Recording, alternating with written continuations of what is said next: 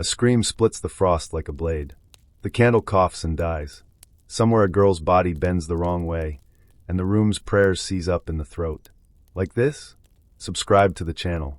You are not in that parsonage, yet. You are standing in your own doorway, breath a pale ghost in the February air of 1692, listening to Salem village breathe wrong. Dogs won't stop barking. Doors are barred early. Men who once argued over fence lines now whisper scripture in a tone that feels like a threat.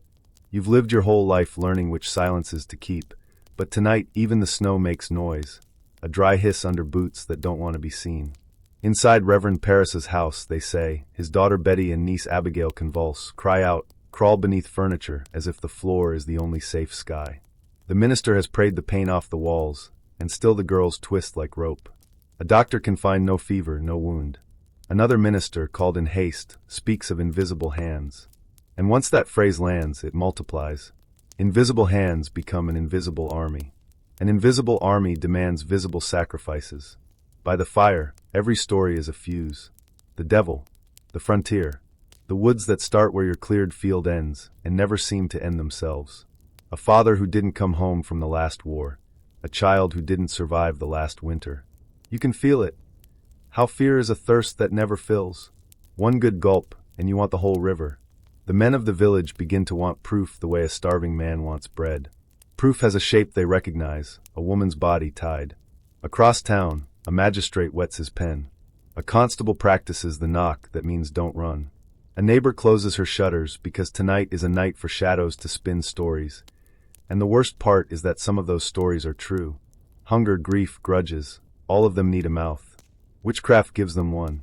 You keep telling yourself that the girls will wake, that the fit will pass, that the next Sunday sermon will pull the fever out of all of you like a splinter. Because you are Martha Corey, plain-spoken, older than most of the mothers in the meeting house, not easily impressed by tremors of the spirit.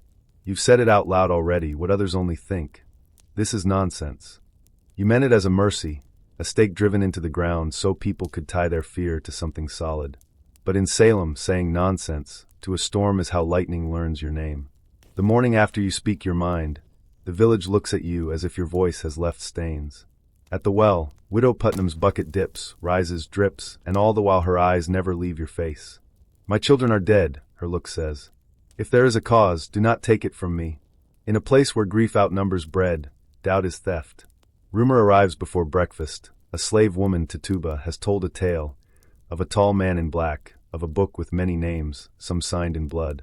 She names others, and the names ripple out in every direction like geese lifting from a pond.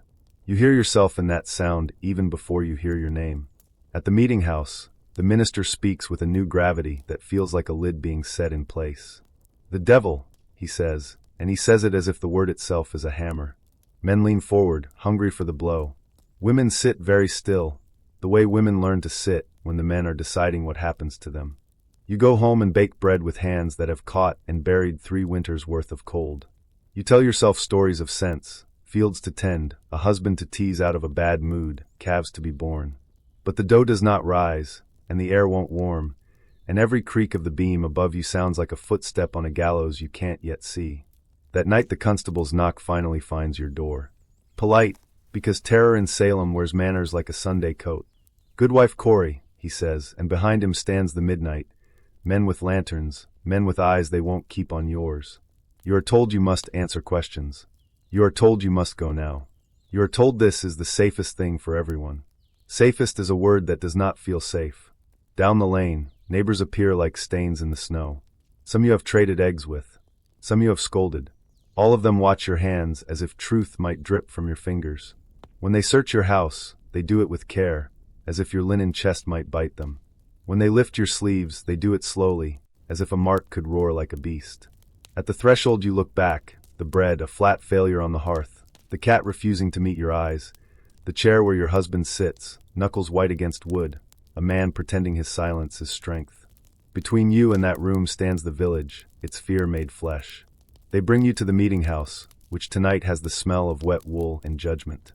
2 magistrates sit like bookends on a shelf that has no more room for mercy.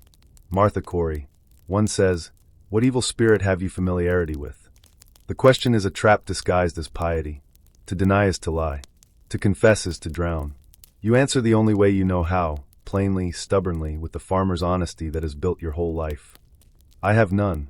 The girls gasp, writhe, point, performances that feel like storms curated for the magistrate's benefit. Each time your eyes move, a child screams. Her specter pinches me. The room drinks, every cry like news it wanted. Your words fracture against the noise. You try stillness. You try fury. You try a prayer. Nothing in your throat has the right shape to fit the lock these men have made. They ask you to recite the Lord's Prayer, and you do, word perfect, every syllable a plank on water. It should be enough. In a sane season it would be. But this is not a sane season. This is a winter that wants a body. The magistrates look at one another and see what they came to see. When they finally read the warrant, the words are tidy and indifferent. It is not hatred that chills you most, it is the neatness. Your life reduced to lines that could fit on a scrap of paper and still leave room for the seal. Outside, the wind bites. Inside, the room leans toward you as if your fall will keep it warm. You feel your future narrowing to a path you did not choose. Jail that smells of straw and iron. A trial where proof will be whatever fear says proof is. A hill where the sky will be so close it will seem to press back. You are Martha Corey, and you have done nothing that should matter here. But in Salem, a whisper is heavier than a life. The door slams, and the sound feels like a lid on a pot. Every eye in the room is already on you, as if you arrived too late to your own accusation. They call it an examination, but it's a theater with only one ending. The magistrates, Hathorne and Corwin, sit stiff as grave posts, their quills wait like beaks. The girls crouch together in a clutch of fear and power, their bodies tuned to your smallest movement. You swallow, and 3 of them jerk as though a spark just leapt from your throat to theirs. Martha Corey, Hathorne says, voice polished smooth by certainty, if you be not a witch, why do these children suffer at your sight? Because they are children, you want to say. Because terror makes its own gospel. Because grief is hunting a shape to wear. Instead you choose the truth that has always served you. I do not hurt them. Your words hit the air and scatter like frightened birds. Abigail arches, fingers clawing an invisible face. And Putnam shrieks, she pinches me. Mercy Lewis clutches her neck and claims your specter sits upon her like a nightmare. The room inhales, an animal about to bite. Every gasp is a verdict rehearsed in 100 kitchens. You keep your eyes on the magistrates because looking at the girls makes them writhe harder, because any motion becomes a confession you never made. You tell them you pray, you keep Sabbath, you mend what's torn, you bury what dies like everyone else in this room. You tell them there is no devil in you. You tell them this is madness. Answer not in scorn, Corwin warns, and the word scorn bites more than devil ever could.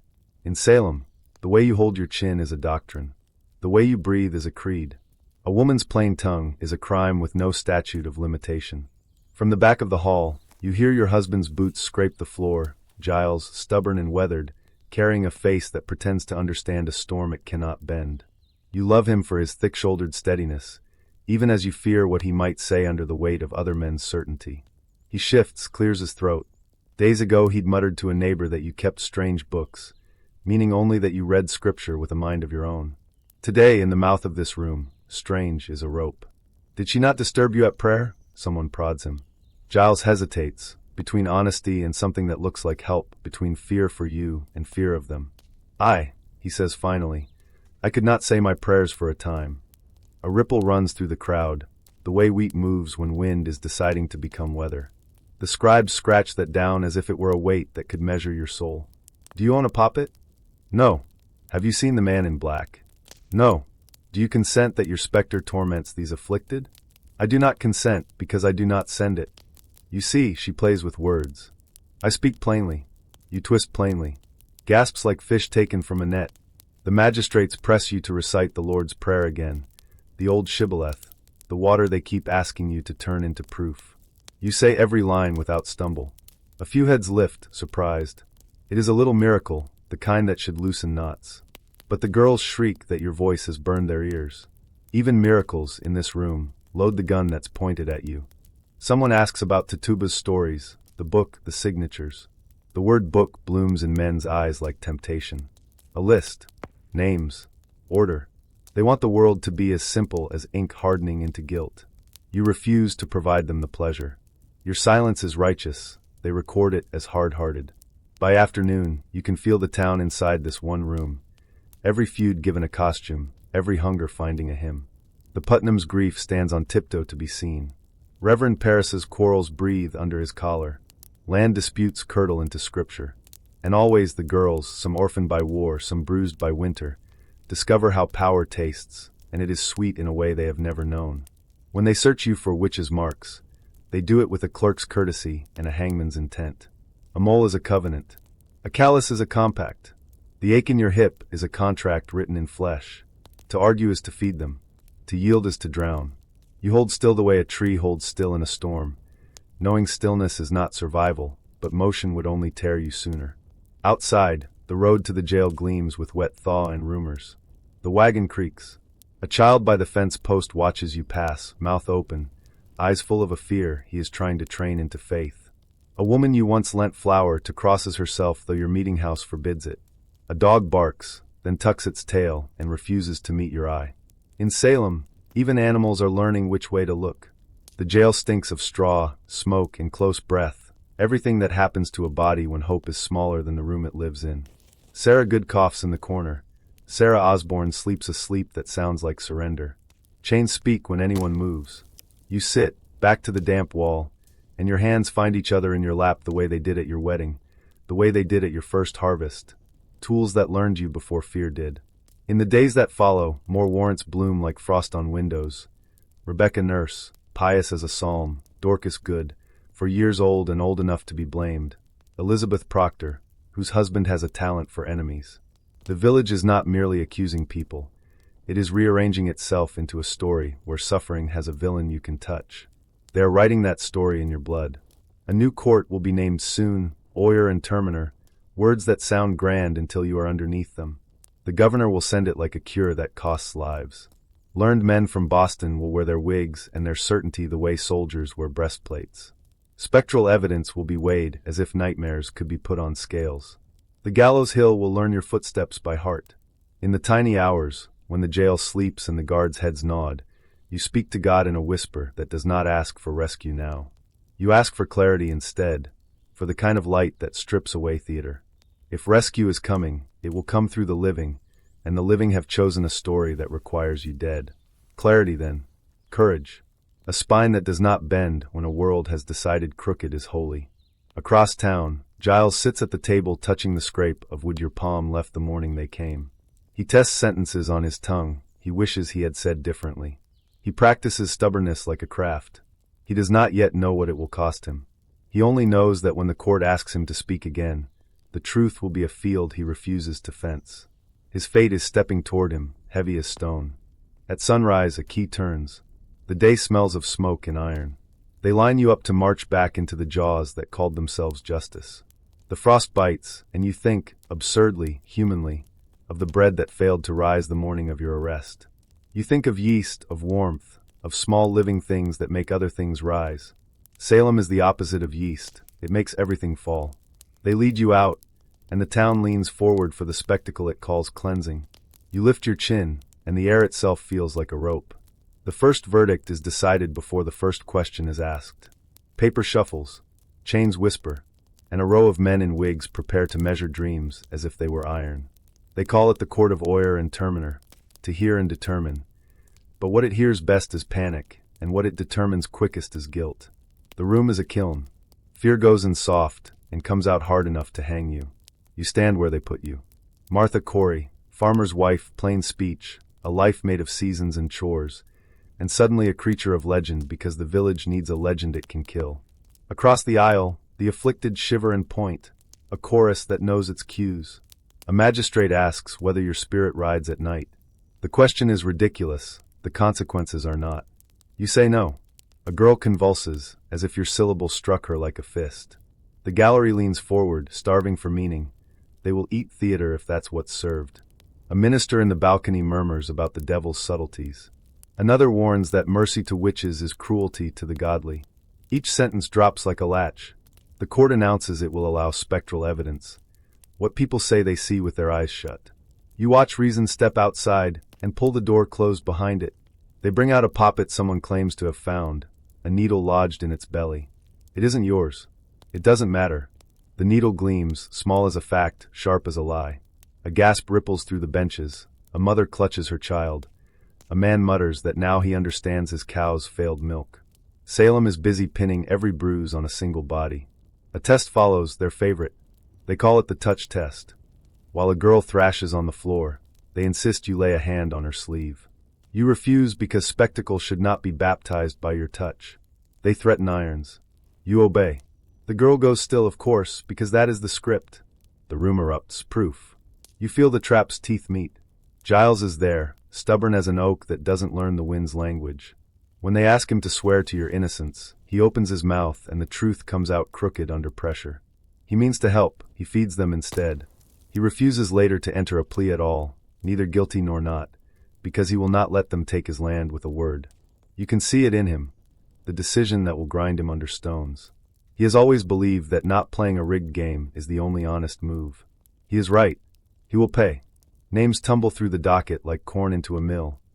Bridget Bishop first, then others, Rebecca Nurse, solemn as Sunday, John and Elizabeth Proctor pulled into the whirlpool by a maid who can't bear to drown alone.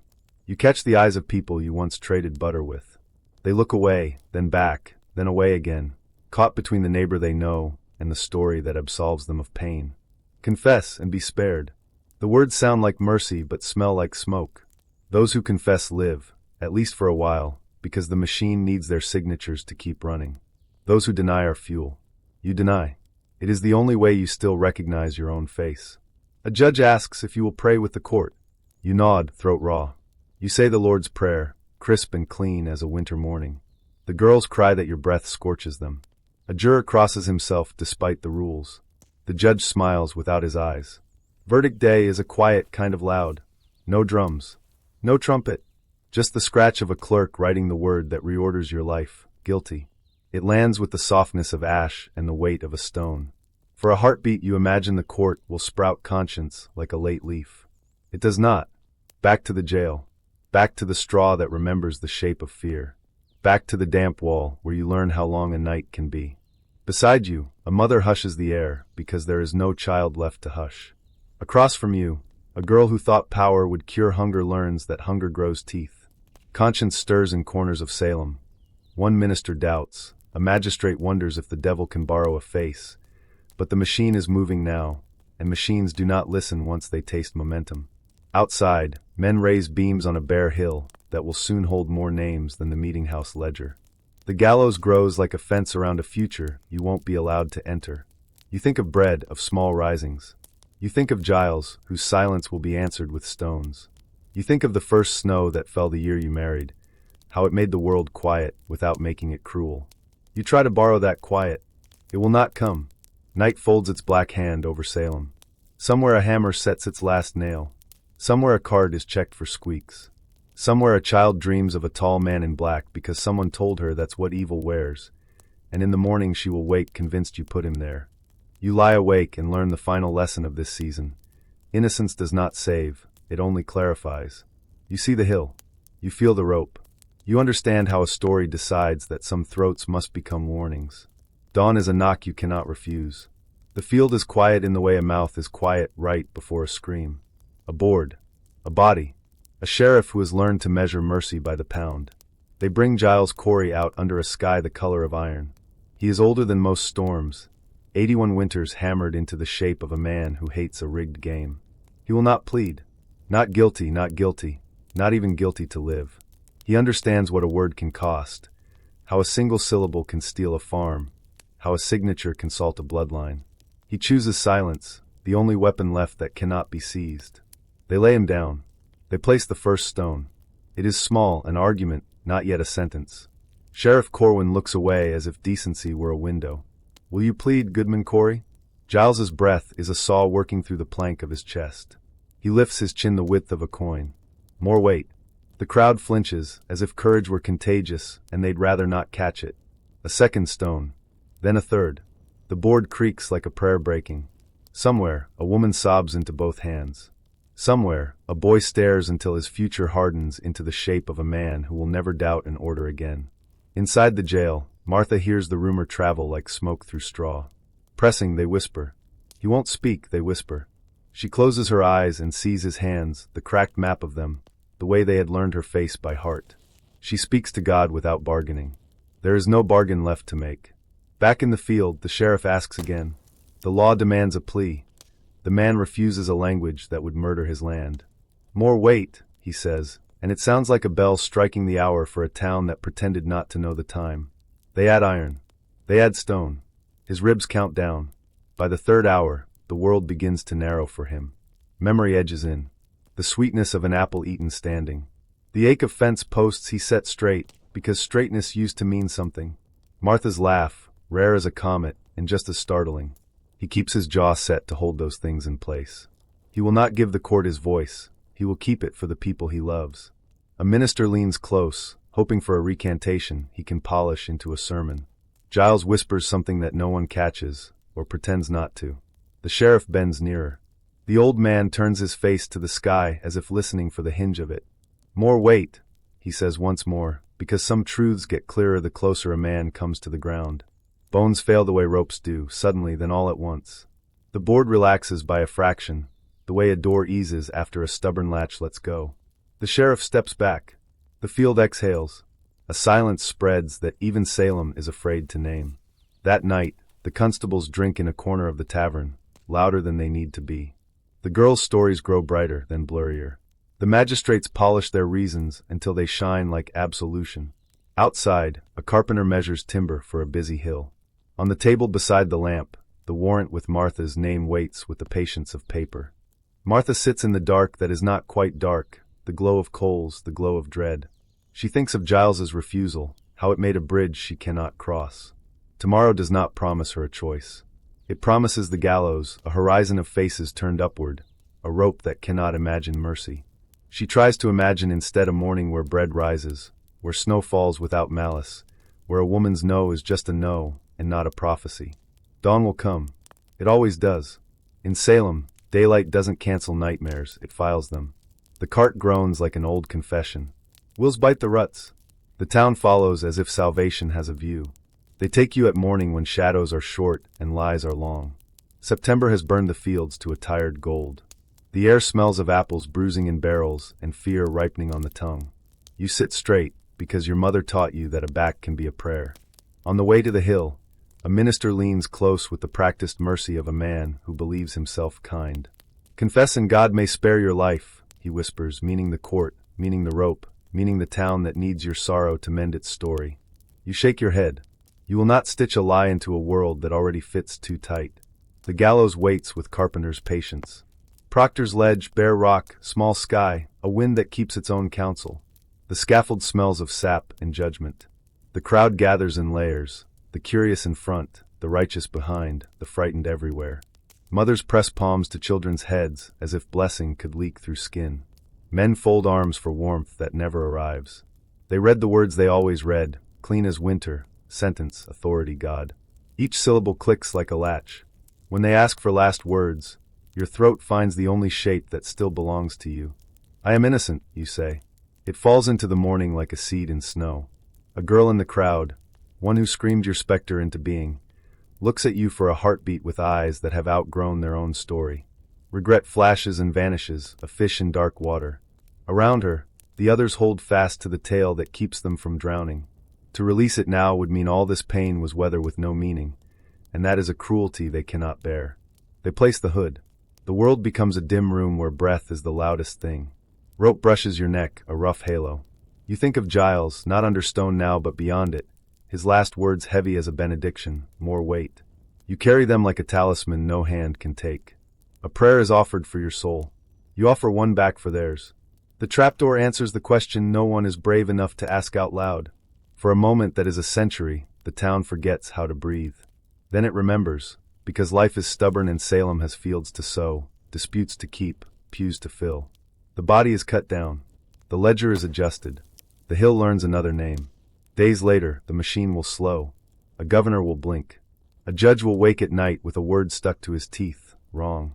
Sermons will pivot. Apologies will sprout like weeds after rain, late, soft, careful not to uproot anything important. But none of that arrives in time for you. History is a physician that always shows up after the funeral. What remains is a rope burn on the town's throat that will never fully fade. Children will learn to lower their voices when they pass the ledge. Mothers will bake bread that rises again. Men will argue fence lines. Lawsuits will bud where grief once howled. And now and then, when the wind shifts, someone will hear a hinge in the sky and think of a woman who would not let a lie own her name. You were Martha Corey, plain tongue, steady hands, spine like a beam. You died because a season demanded a legend it could touch. You remained because a voice said no, and kept saying it when the cost became everything. The hill keeps its silence. The town keeps its story. The story keeps its warning.